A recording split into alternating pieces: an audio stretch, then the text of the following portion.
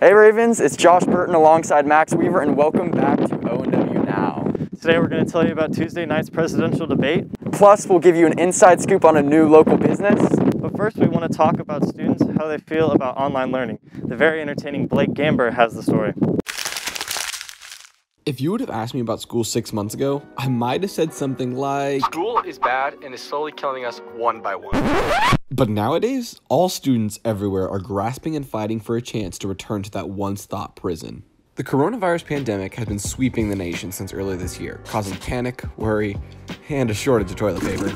But the world of education has been a question mark since the beginning. After months of flip-flopping decisions, the Olathe Public School District came up with a remote learning plan, a full-time at-home learning plan. I mean, what could go wrong?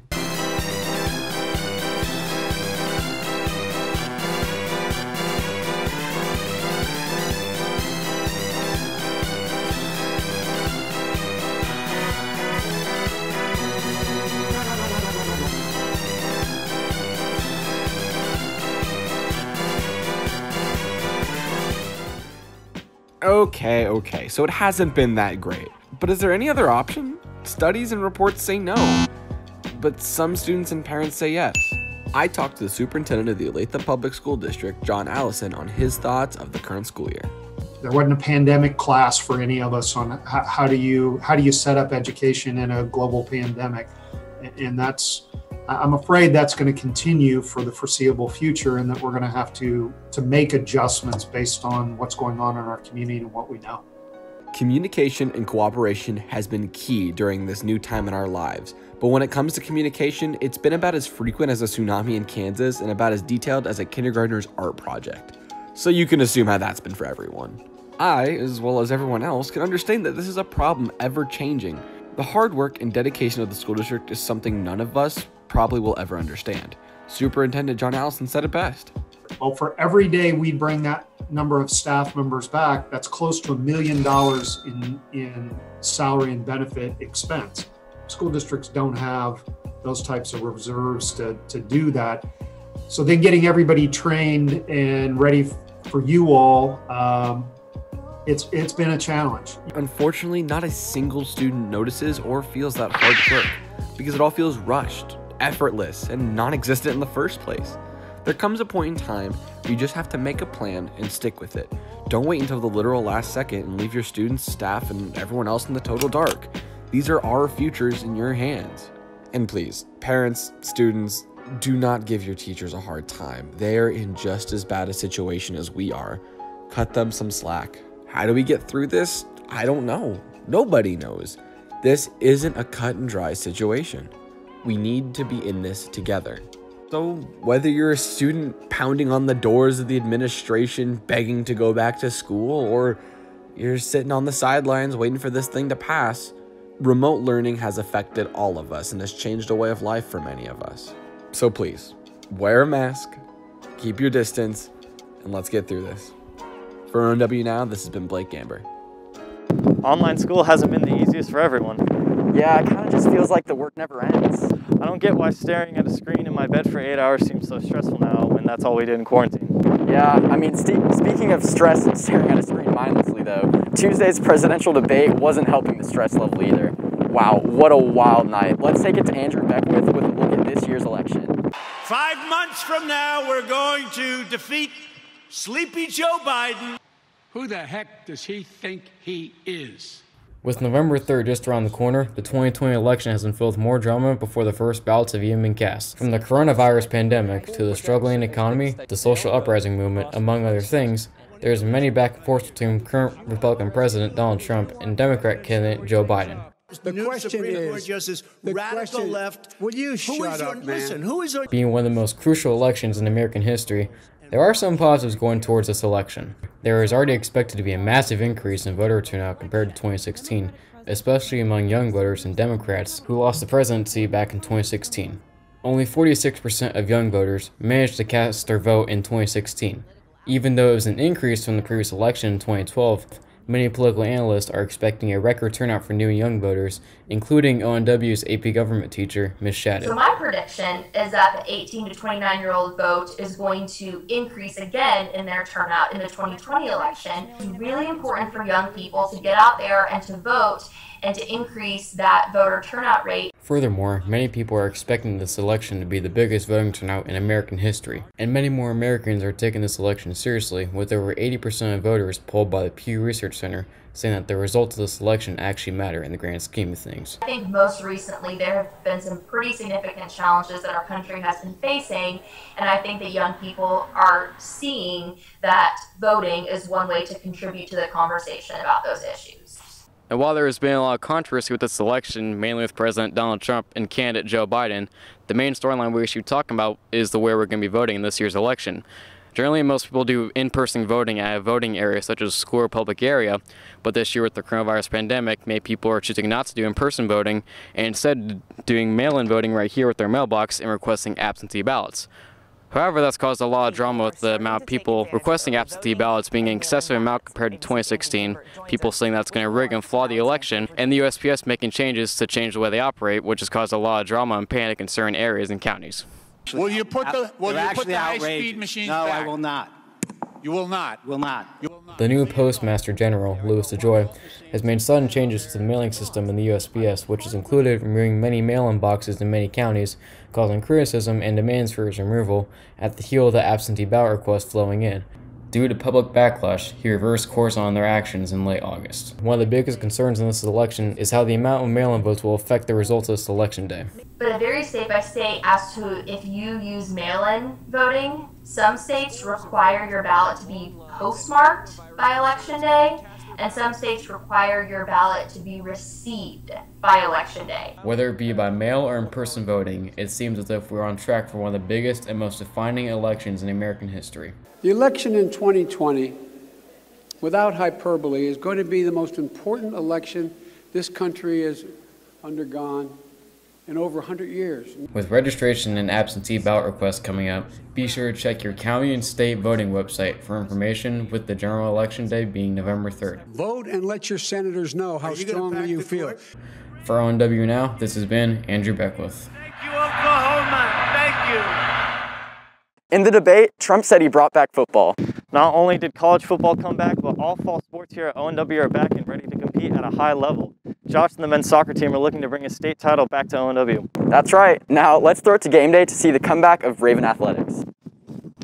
Welcome back, Ravens. I'm Holly McCormick. And I'm Aaliyah Boyd, and it's great to be back after that long TV commercial timeout. Well, anyway, sports have been back in action, so let's get ready to rumble with the latest news of the fall sports season.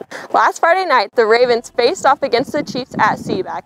And Holly, no, that was a mistake. They actually faced the Shawnee Mission with the Vikings. Really?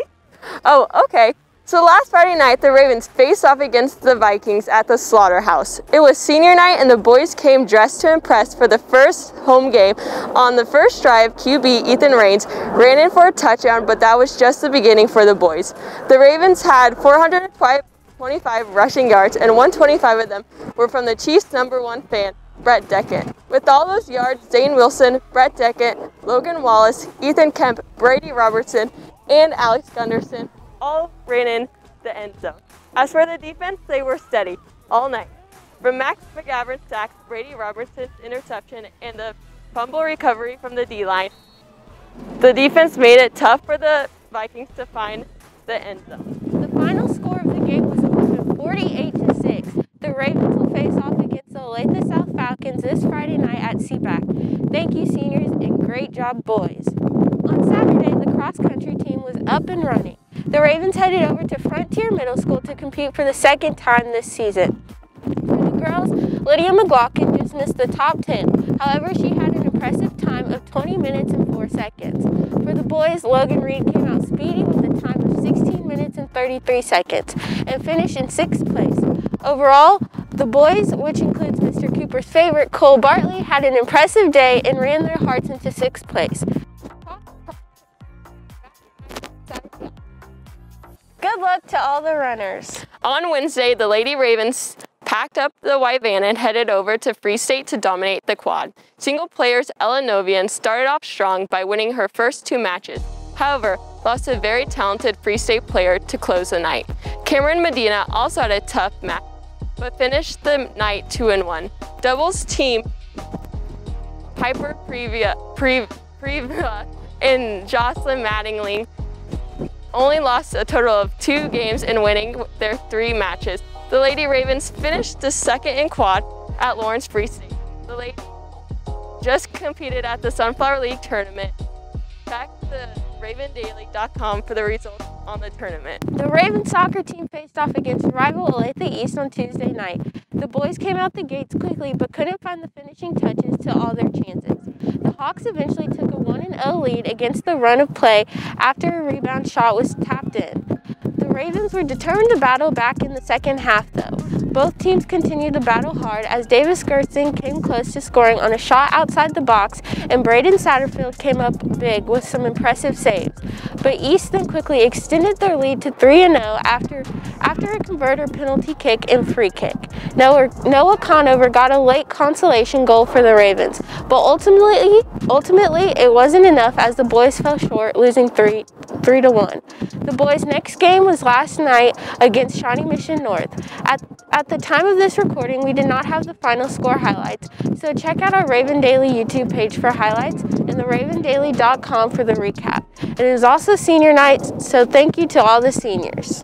On Tuesday, the volleyball team was pulling out all the stops to destroy the Shawnee Mission teams.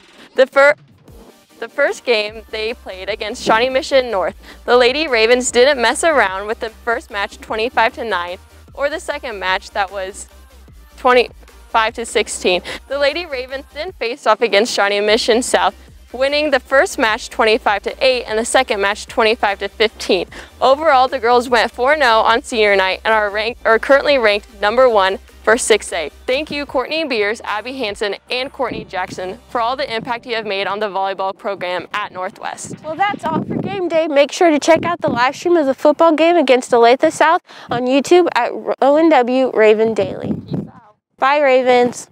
Thank you, Holly and Malia. Lots of businesses have had issues staying open during these past few months, but some businesses have been thriving. And we're not talking about DoorDash or Netflix. We're talking about a business that opened up when the world was also opening up. Inspire Nutrition has been very popular since its opening. It has brought people a lot of joy after being stuck inside for months. Maddie Samuelson and Ava Clayton took a trip over to Inspire Nutrition to tell us more about this new business. I just feel like my purpose a lot is to just for one, fulfill myself first and be like a light to myself so that I can be a light to other people and inspire other people. We sat down with Kennedy Foster, the owner of Inspire Nutrition, to learn more about her up-and-coming business. Inspire Nutrition, so we're a place where you can come get a quick healthy meal replacement shake or stay a while, hang out with us. And we also have energizing teas, so that's going to be you got either your 16-ounce tea or a 32-ounce tea, whichever amount of energy you need for the day. You decide. Get you going, get all the stuff done. And we also offer little protein bar snacks. We have a whole athletic line too if you come straight from the gym, get that post-workout going. Yeah, and all the product we do offer is from the Nutrition Club, Nutrition Company, Herbalife Nutrition. So that's everything we have here. Aside from the nutrition drinks, Inspire strives to provide a welcoming atmosphere to all of their customers. One of our, I guess you could say, philosophies is we want, like I said, everyone to come in the door and just feel completely loved.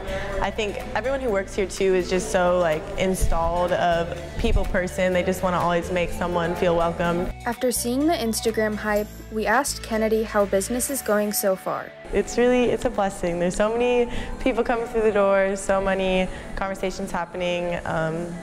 Yeah, it's crazy. It's just the beginning. We've been open.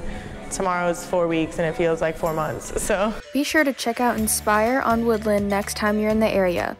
For ONW Now, this has been Maddie Samuelson. Now back to the desk. Man, after seeing this, I kind of want to go get a smoothie. It sounds like the perfect pick-me-up after the game tonight. You're right. I'll go with you.